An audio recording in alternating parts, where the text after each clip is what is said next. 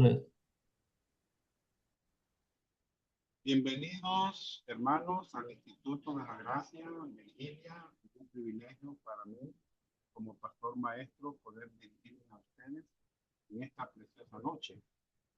Vamos a continuar nuestro estudio de la materia de distinciones bíblicas y quedamos pendientes ahí con el tema, ¿verdad? Así que vamos eh, a orar al Señor para que Él nos guíe en este estudio que vamos a tener esta noche. Padre Celestial, te damos gracias esta noche por darnos el privilegio de estar aquí reunidos para juntos poder decir tu nombre, alabar tu nombre. Gracias, Señor, por este grupo de hombres y mujeres que están aquí dispuestos a aprender de tu palabra. Gracias, Señor, por esta tarde preciosa que tú nos concedes. Te pedimos que ilumine nuestras mentes y nos des la capacidad para poder comprender tu palabra. En el nombre de Jesús te lo pido. Amén. Amén. Muy bien. Vamos a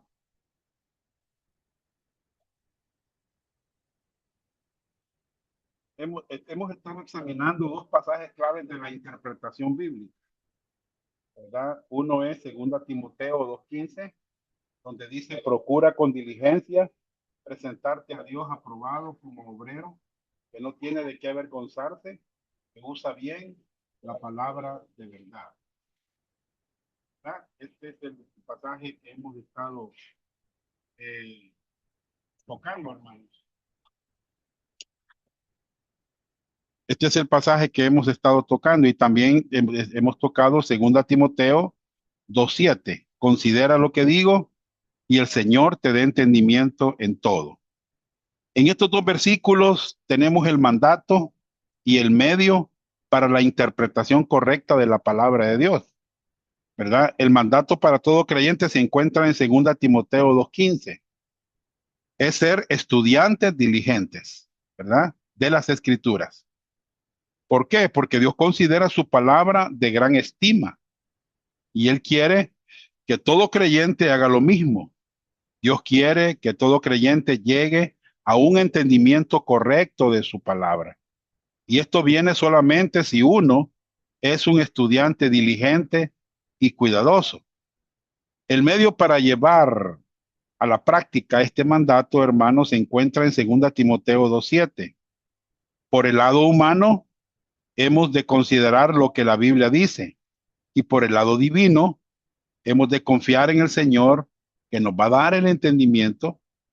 Estas dos verdades van mano a mano, porque Dios quiere que nosotros consideremos su palabra mientras nos apoyamos en Él para iluminar nuestros pensamientos, para que lleguemos a conclusiones correctas de su palabra.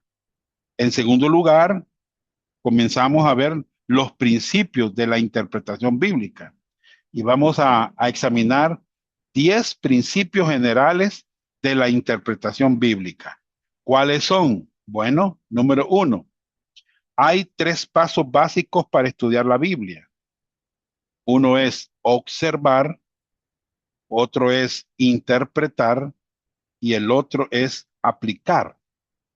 Fíjense, hermanos, que la tendencia de todos los estudiantes de la Biblia es aplicar de inmediato la palabra de Dios antes de haber terminado un adecuado y completo estudio del texto, mediante la observación e interpretación. Al estudiar la Biblia, no debe saltarse ninguno de estos 3 pasos. El primer paso que necesitamos tomar en cuenta es observar. Ese es el primer paso, ¿entiende? Es observar el texto. Esta es la respuesta a la pregunta, ¿qué veo? O sea, observamos el contenido, observamos el contexto, cómo se relacionan las palabras, los tiempos de los verbos, la voz, el modo, el número, el género de los sustantivos, etcétera. La observación, ¿qué hace? Es examina el contenido de los versículos, del párrafo o del libro de la Biblia que está siendo estudiado. Tienes que leer varias veces el pasaje en su contexto para tener una comprensión general. Hermanos, es absolutamente necesario tener una buena traducción de la Biblia en el idioma del estudiante. Eso es bien importante, ¿verdad? Entonces, a lo que más tiempo nosotros debemos de dedicarnos, hermanos, es a la observación. Necesitamos examinar el conjunto total y los detalles del pasaje. Tiene que ser como un detective, examinando cada pista y cada pormenor de la verdad de Dios, ¿verdad? Una observación esmerada, así se le llama, es muy importante, porque esto va a ayudar a una interpretación y una aplicación correcta del mismo pasaje. Hermanos, al tratar de entender el contenido de las palabras, hay que examinar detenidamente palabras o frases, ¿verdad? Del pasaje, ¿me entiende? Por ejemplo, si usted ve la palabra justicia, o si ve la palabra gozo, o en Filipenses, o ve la palabra mente, usted tiene que analizar cada palabra o cada frase. Palabras repetidas que enfatizan temas, frases, expresiones, ¿me entiende? Los verbos para determinar el pensamiento y propósito principal del pasaje. Hay que responder las preguntas quién, qué, dónde, cuándo, por qué y cómo del pasaje. Entonces, la observación es un arduo trabajo y toma tiempo. Debemos ser, hermanos, inquisitivos y no contentarnos con un entendimiento superficial. La mayoría de personas no piensa, ¿verdad? Ahí es un conocimiento superficial. Hay que anotar todas las observaciones hechas del pasaje para usarlas, ¿verdad? Más adelante en la interpretación, en la aplicación o la predicación. En segundo lugar, el segundo paso es interpretar el texto. Esta es la respuesta a la pregunta, ¿qué significa esto? O sea, una buena observación nos ahorrará trabajo, hermanos, en la tarea de la interpretación. La Biblia es autoritativa porque es la palabra escrita de Dios, por lo cual tiene un significado verdadero. Y cuando interpretamos, estamos tratando de determinar, hermanos, el sentido original que el autor le quiso dar a lo que escribió. Necesitamos usar todo el conocimiento adquirido en el proceso de la observación para determinar el significado del pasaje de la escritura. Necesitamos orar, necesitamos pedir entendimiento del significado correcto del pasaje. Entonces, hermanos, debemos de interpretar siempre la palabra de Dios de una manera, oiga bien, literal, gramatical, histórica y contextual. Además, debemos tomar en cuenta la dispensación y la audiencia a la que fue escrita. A veces la audiencia es Israel, a veces la audiencia es la iglesia, ¿me entiende? O otros individuos a la cual fue dirigido el pasaje.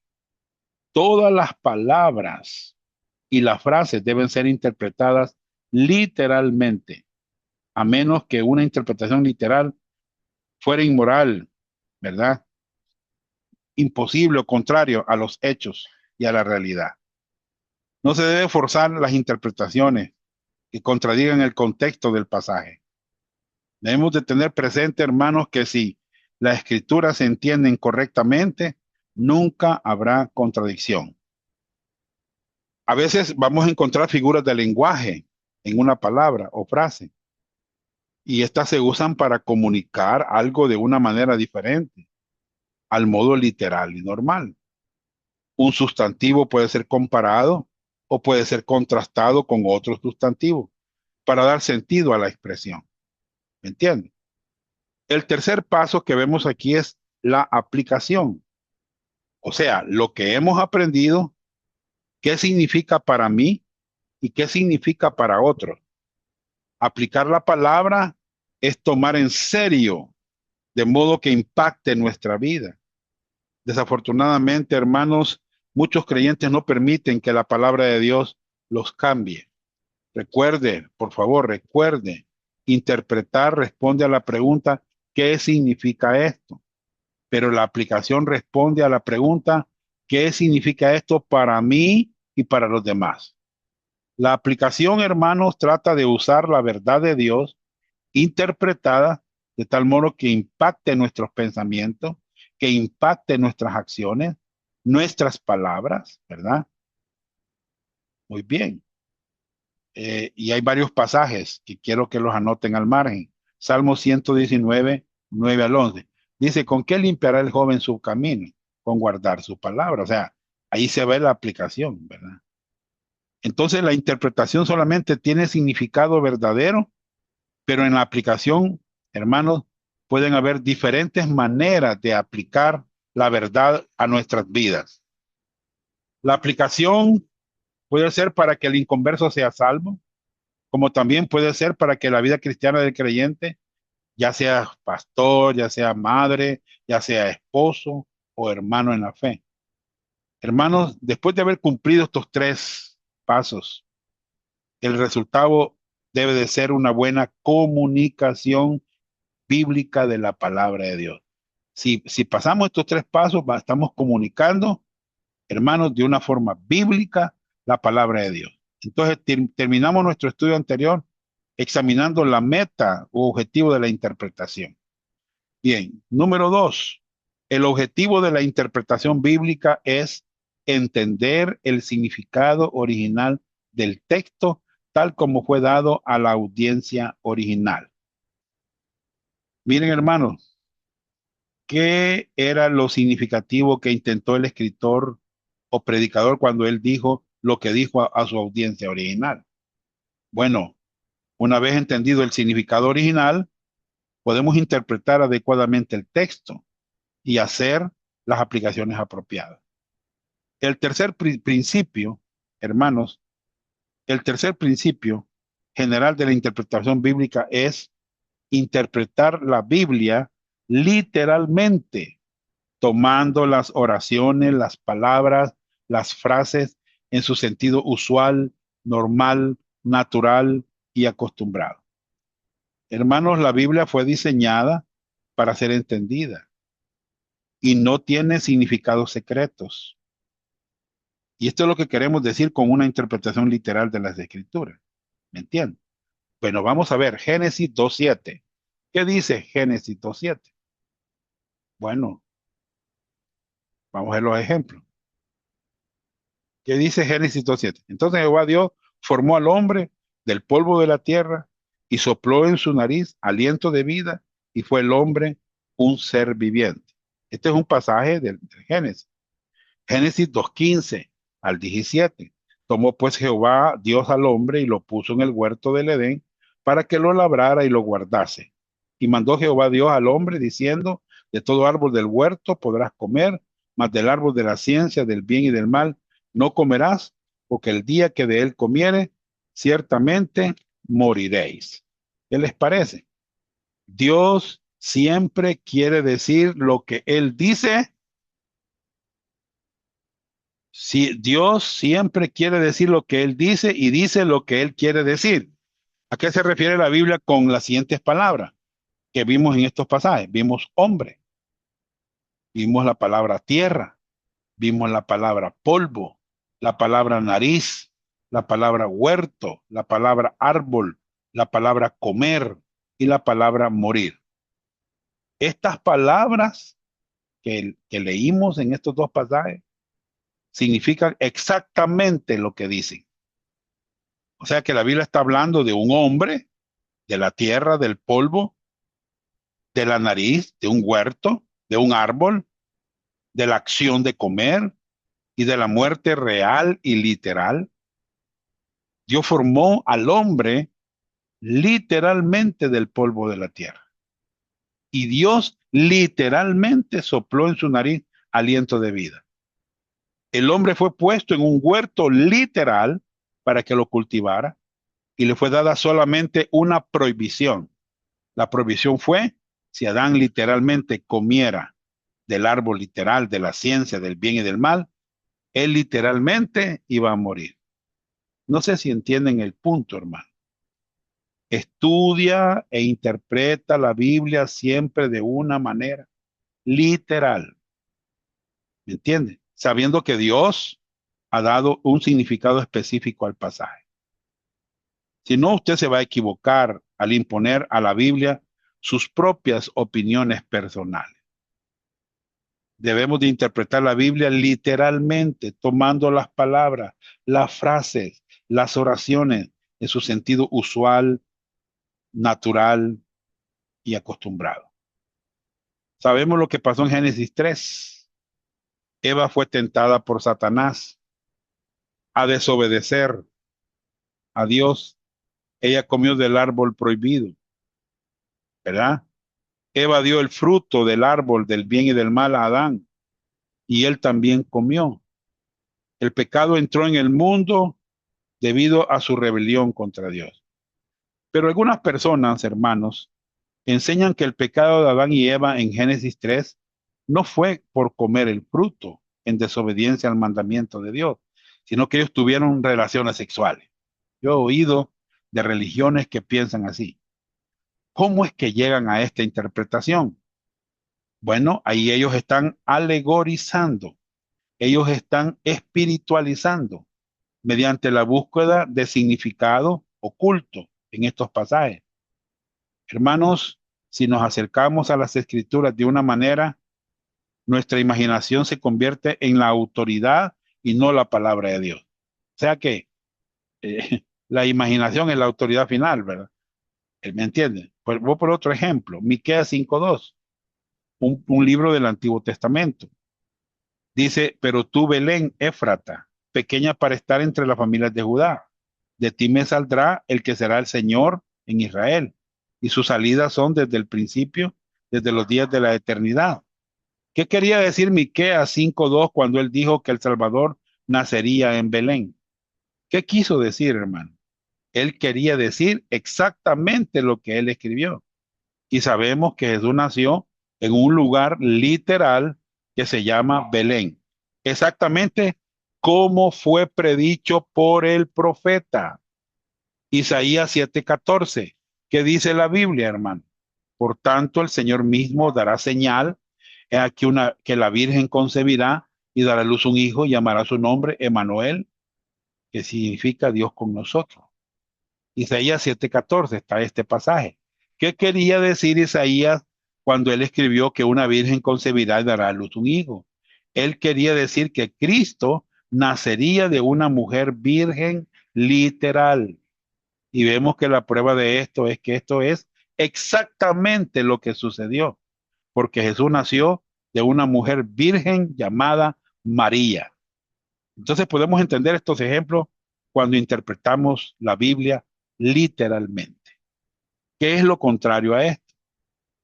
Dos métodos contrarios de un acercamiento literal a las escrituras es, número uno, alegorizar o espiritualizar. ¿Qué hace el estudiante? Busca en el pasaje significados más profundos, más secretos, que son aparentes o quizás históricos, en lugar del sentido literal de una palabra o frase. Esta manera de interpretar, hermanos, se basa en la imaginación del intérprete. Óigame bien, la intención de la Biblia es ser entendida literalmente. En otras palabras, tomar las palabras, las frases, las oraciones en su sentido usual, normal, natural y acostumbrado. ¿Usa la Biblia figuras de lenguaje? Sí, sí, hermanos, las usa muchas veces. ¿Me entiende? Cuando el sentido sencillo de la escritura no tiene sentido común, entonces debe ser en sentido figurado o simbólico. Aunque entendemos que hay figuras de lenguaje, no necesitamos buscar significados secretos para entenderlo. Por ejemplo, San Juan 10:9. Ustedes ven ahí, hermanos, Jesús dijo, yo soy la puerta. Literalmente, él no es una puerta, ¿verdad? El que por mí entrare será salvo y entrará y saldrá y hallará pastos. Esta es una figura de lenguaje, ¿me entiende? Ahora bien, ¿Hay algún significado secreto en lo que Jesús dijo? No, en ninguna manera. Observemos San Juan 10, 1 al 9. Vea, eh, de cierto digo, el que no entra por la puerta en el redil de las ovejas, sino que sube por otra parte, ese es ladrón y salteador. Mas el que entra por la puerta, el pastor de las ovejas es. A este abre el portero y las ovejas oyen su voz. Y a sus ovejas llama por nombre y las saca. Y cuando ha sacado fuera todas las propias, va delante de ellas, y las ovejas le siguen, porque conocen su voz. Mas al extraño no seguirán, sino huirán de él, porque no conocen la voz de los extraños. Esta alegoría les dijo Jesús, pero ellos no entendieron eh, que era lo que él, dice bien, lo que él decía. Volvió pues Jesús a decirles, de cierto os digo, yo soy la puerta de las ovejas. Todos los que antes de mí vinieron ladrones son y salteadores, pero no los oyeron las ovejas. Yo soy la puerta, el que por mí entrare será salvo y entrará y hallará pastos.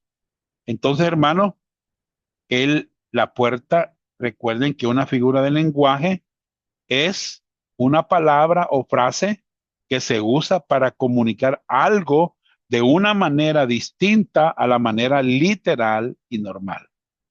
Entonces, San Juan 19, el significado de esta figura del lenguaje es bien clara, traspasando las barreras históricas, culturales y geográficas. En la cultura histórica de aquella región del mundo, el pastor dormía en la noche cerca de la puerta del redil para asegurar que sus ovejas no entrarán o saldrán sin pasar por el pastor primero. Él llamaría a las ovejas para guiarlas dentro y fuera del redil, para encontrar pastos, forraje, y las ovejas reconocían la voz del pastor y le seguían. Entonces Jesús está diciendo que como pastor de las ovejas, Él es la puerta del redil y Él está en la entrada del redil. Ninguna oveja puede entrar o salir del redil sin pasar por él. No hay ningún significado oculto, hermanos. El significado del pasaje sigue siendo en sentido literal y obvio. Y aunque el lenguaje es simbólico, el significado es claro. Si queremos formar parte del rebaño de Dios y ser salvos, tenemos que entrar por la puerta que es Jesucristo. Hay otra figura hay otra figura aquí, hermanos, del lenguaje que es en San Juan 15, del 1 al 8. Lo voy a leer. Yo soy la vid verdadera y mi padre es el labrador. Todo pámpano que en mí no lleva fruto lo quitará, y todo aquel que lleva fruto lo limpiará para que lleve más frutos. Ya vosotros estáis limpios por la palabra que os he hablado. Permaneced en mí y yo en vosotros. Como el pámpano no puede llevar fruto por sí mismo si no permanece en la vid, así tampoco vosotros si no permanecéis en mí. Yo soy la vid, vosotros los pámpanos. El que permanece en mí y yo en él, este lleva mucho fruto, porque separados de mí nada podéis hacer.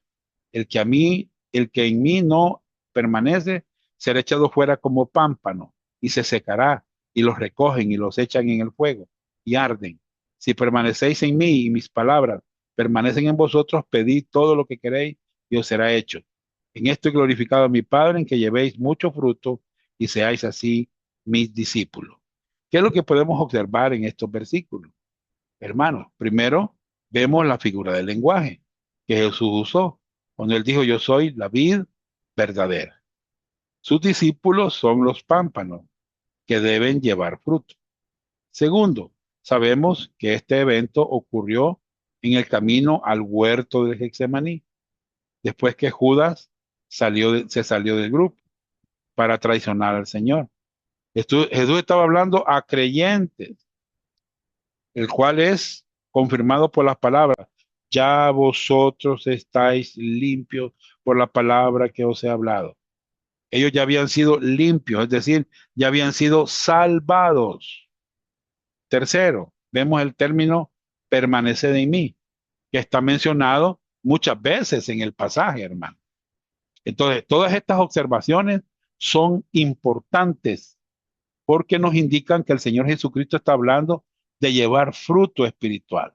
O sea que la figura del lenguaje nos enseña acerca de la importancia de llevar fruto, de la dependencia en el Señor. Cuando lo hacemos nosotros los pámpanos, no podemos producir ni llevar fruto espiritual aparte de permanecer en Cristo, en la vida. No existen significados secretos. La figura del lenguaje nos provee una ilustración que ayuda a clarificar los principios espirituales. ¿Y en qué debemos poner mucha atención? Bueno, tenemos que poner mucha atención en el contexto de cualquier pasaje.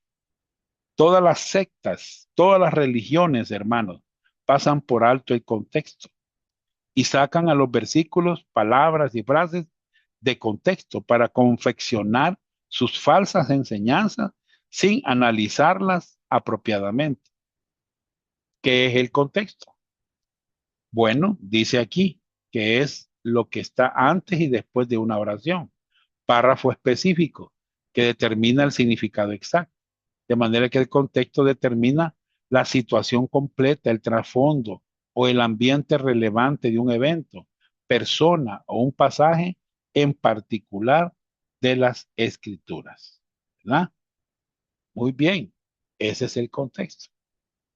4. Interpretar cada versículo o pasaje de la escritura en su contexto, considerando quién es el autor.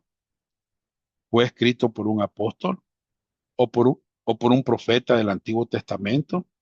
¿Quién está hablando en el contexto? Por ejemplo, en San Juan 10 y en San Juan 15, el Señor Jesucristo está hablando.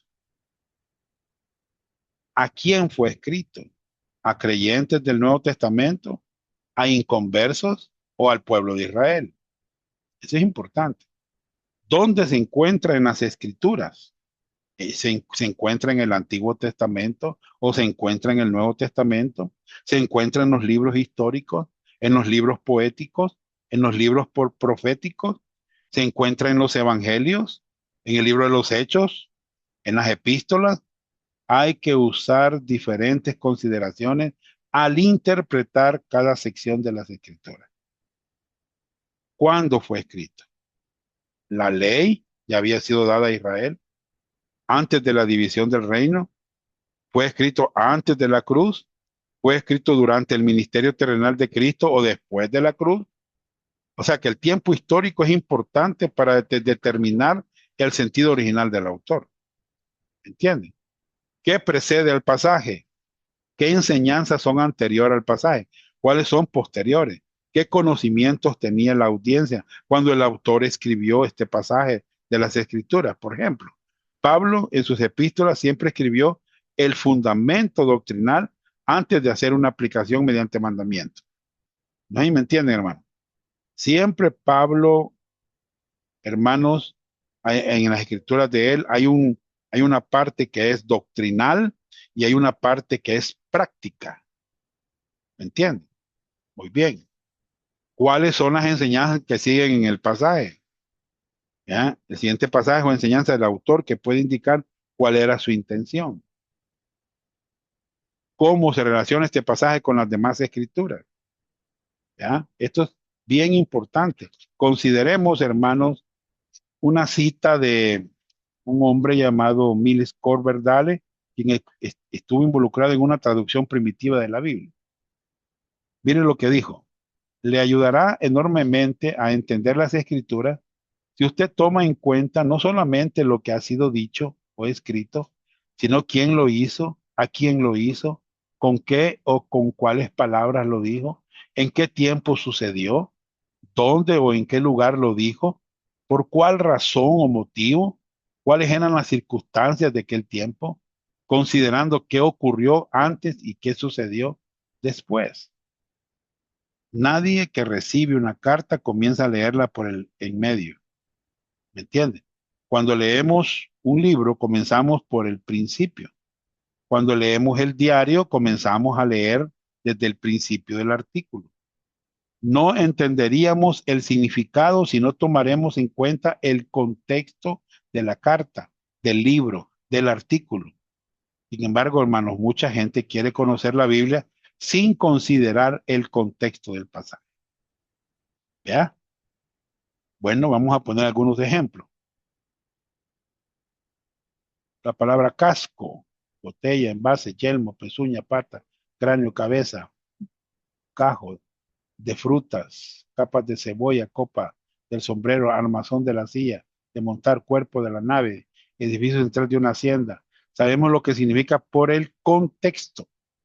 ¿Ya? Muy bien. ¿Qué más? La palabra salvo. A veces salvo de un peligro físico o de un enemigo o una situación espiritual. O sea, sabemos lo que significa por el contexto. No siempre la palabra salvación significa salvación espiritual. ¿Ya? Por ejemplo, por eso hay una regla de interpretación de David L. Cooper. Yo me la sé de memoria, pero la vamos a leer. Cuando el sentido llano de la escritura tiene sentido común, no busque otro sentido. Por tanto, tome cada palabra en su sentido primario, ordinario, usual y literal, a menos que los hechos del contexto inmediato, estudiados a la luz de los pasajes relacionados y de las verdades axiomáticas y fundamentales, indican claramente lo contrario. David L. Cooper. ¿Ya? Hermanos, por ejemplo, voy a poner un ejemplo. Mateo 24, 13. Ustedes se lo saben, ¿verdad? Dice, mas el que perseverare hasta el fin, este será salvo. Un testigo de Jehová nos diría que necesitamos perseverar fieles, fieles a Jehová, hasta el fin de nuestra vida, para ser salvos espiritualmente y para ver el reino de Dios. Esta interpretación es tomada fuera de contexto, aún por muchos evangelistas. Y le dicen a la gente que persevera hasta el fin, este será salvo. ¿Cuál es el contexto de este versículo? Bueno, en el versículo 3 vemos que el contexto es el Señor Jesucristo respondiendo a la pregunta de sus discípulos acerca de la segunda venida y el fin del siglo. O sea que vendrán tiempos terribles en el futuro. Mateo 24, 3 al 14. Estando él sentado en el monte de los olivos, los discípulos se le acercaron aparte diciendo, dinos, ¿cuándo serán estas cosas y qué señal habrá de tu venida y del fin del siglo? Respondiendo Jesús y les dijo, mirad, que nadie os engañe, porque vendrán muchos sin mi nombre diciendo yo soy el Cristo y a muchos engañarán. Y oiréis de guerras y rumores de guerra. Mirad que no os turbéis, porque es necesario que todo esto acontezca, pero aún no es el fin, porque se levantará nación contra nación y reino contra reino, y habrá pestes y hambres y terremotos en diferentes lugares, y todo esto será principio de dolores. Entonces os entregarán a tribulación y os matarán, y seréis aborrecidos de toda la gente por causa de mi nombre. Muchos tropezarán entonces y se entregarán unos a otros, y unos a otros se aborrecerán. Y muchos falsos profetas se levantarán y engañarán a muchos, y por haberse multiplicado la maldad, el amor de muchos se enfriará. Mas el que persevere hasta el fin, este será salvo. Y será predicado este evangelio del reino en todo el mundo para testimonio de todas las naciones, y entonces vendrá el fin. Ahí está todo el pasaje. Los arminianos dirían que perderemos la salvación si no perseveramos fieles. Dirían los arminianos. Los calvinistas dirían que permanecer fieles hasta el fin es la prueba de que uno ha sido verdaderamente salvo. Pero si fallamos en permanecer fieles, sería la prueba que la persona nunca fue salva. En el contexto del versículo, ambos puntos de vista están equivocados. Los arminianos y los calvinistas están equivocados. El contexto aquí es la salvación física de los terrores y la muerte en el tiempo futuro de la tribulación. Habla del fin. No es el fin de la vida del que ha creído, sino el fin, que el fin es el fin del período de la tribulación. Lo dice el verso 6, lo dice el verso 14. La palabra salvo está hablando de una salvación física, como es declarado en los versículos 21 al 22. Ustedes lo ven, ¿qué dice? Pero habrá entonces gran tribulación, cual no lo ha habido desde el principio del mundo hasta ahora, ni la habrá. Y si aquellos días no fuesen acortados, nadie sería salvo mas por causa de los escogidos aquellos días serán acortados. Esta salvación, esta es la razón por la cual es tan importante no solamente interpretar la Biblia literalmente, sino que también dentro del contexto, el contexto es el factor más importante de la interpretación bíblica. Entonces tenemos la regla de oro de David Cooper. Ahora, a veces un versículo o pasaje sigue siendo difícil de entender, aún después de haber hecho observaciones en el contexto del versículo o pasaje, no es útil. Entonces, buscar otros versículos en la escritura para emitir más luz, la Biblia es la mejor intérprete de sí misma. Esto nos lleva al siguiente principio de la interpretación bíblica. ¿Cuál? 5. Interpretar un versículo comparándolo con otras partes de la escritura para lograr un entendimiento bíblico correcto. Hermano, no solamente se debe de observar el contenido, el contexto para interpretar o aplicar, sino que también se debe comparar escritura con escritura. Les voy a poner un ejemplo. Apocalipsis 12 habla de una mujer vestida del sol con la luna bajo su pie y 11 estrellas. Este pasaje es un pasaje muy difícil de interpretarlo, ¿verdad? Pero si se va al contexto, usted va a entender mejor que la mujer fue perseguida, ¿verdad? Porque nació un hijo ahí de la mujer. Pero si comparamos con otras escrituras, vamos a llegar a conclusiones correctas. Por ejemplo, Génesis 37:9. ¿Qué dice la Biblia en Génesis 37:9? No lo vamos a leer, pero dice que José soñó un sueño y soñó que el sol, la luna y 11 manojos se inclinaban ante él. Hermanos, y usted ve ahí, dice el papá y la mamá, no será que somos nosotros, yo, el papá, el sol, la luna, la mamá y las once estrellas, los 11 manojos, los hermanos se inclinarán ante ti, hermanos. Entonces eso significa que es la nación de Israel, ¿verdad? Entonces, qué importante es comparar, hermanos, escritura con escritura, ¿verdad?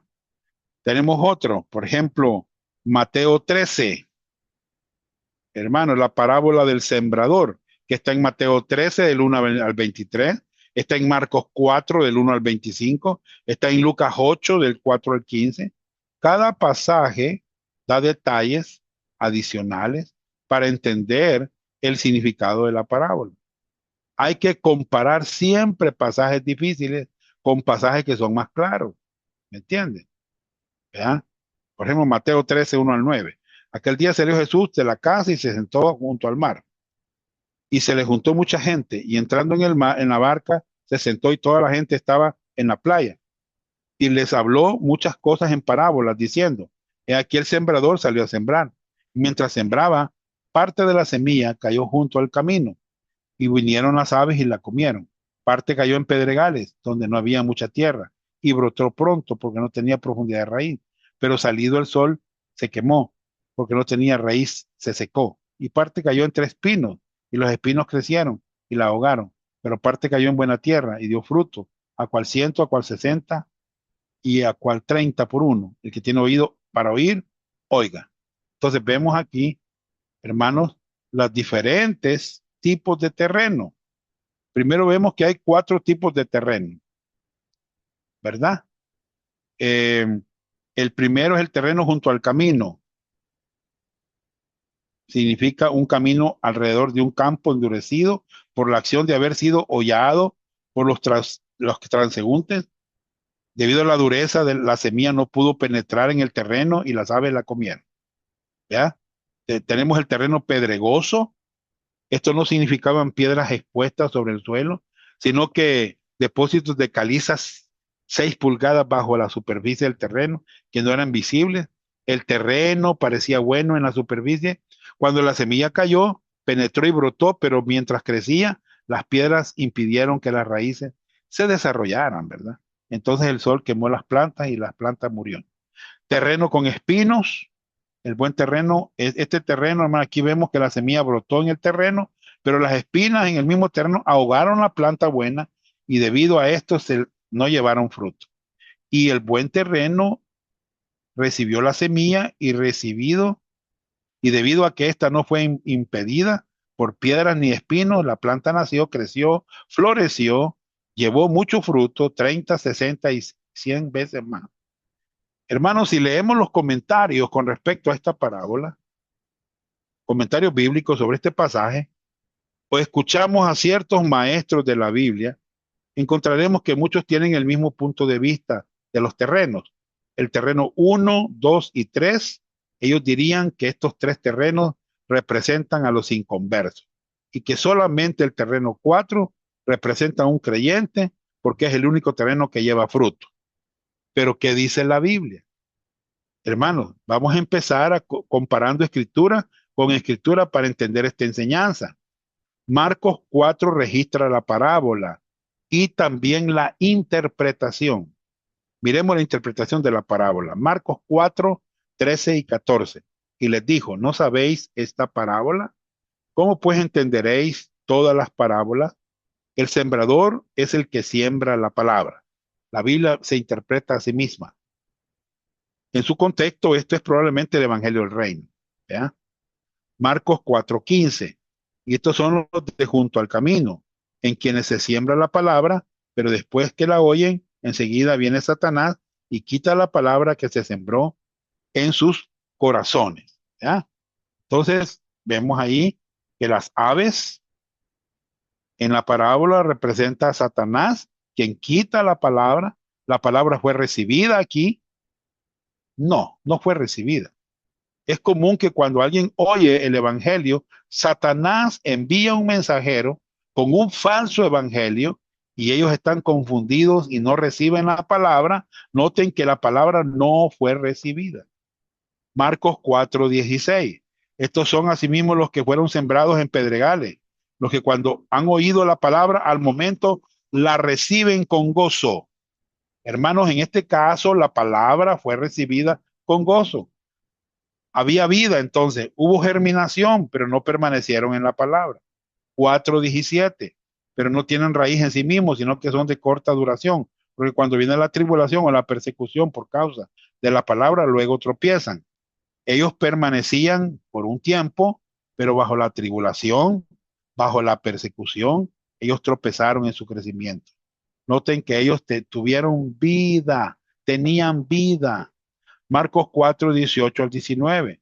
Estos son los que fueron sembrados entre espinos, los que oyen la palabra, pero los afanes de este siglo y el engaño de la riqueza y las codicias de otras cosas entran y ahogan la palabra y se hacen infructuosa.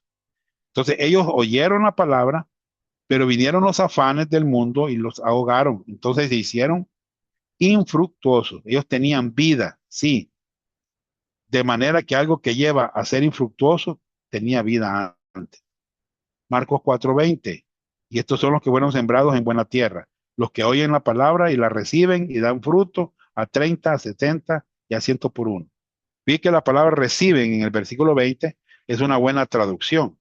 La palabra reciben en el versículo 16 es lambamo, que es la palabra normalmente usada para recibir o creer el evangelio, así como Juan 1:12. Mas a todos los que lo recibieron, a los que creen en su nombre, les dio potestad de ser hechos hijos de Dios. Entonces, estamos comparando escritura con escritura. Una de las razones por qué el Señor Jesús hablaba en parábolas fue para que la gente humilde, fácil de ser, enseñable, se acercara a Él para recibir más instrucción, para recibir enseñanza. Ellos venían diciendo qué significa la parábola. Veamos en Lucas 8, 2, 11 y 12. Esta es pues la parábola. La semilla es la palabra de Dios. Y los que junto al camino son los que oyen y luego viene el diablo y quita de su corazón la palabra para que no crean y se salven. Entonces aquí hemos visto el terreno 1, el terreno 2, el terreno 3. Hemos comparado escritura con escritura. ¿Vea?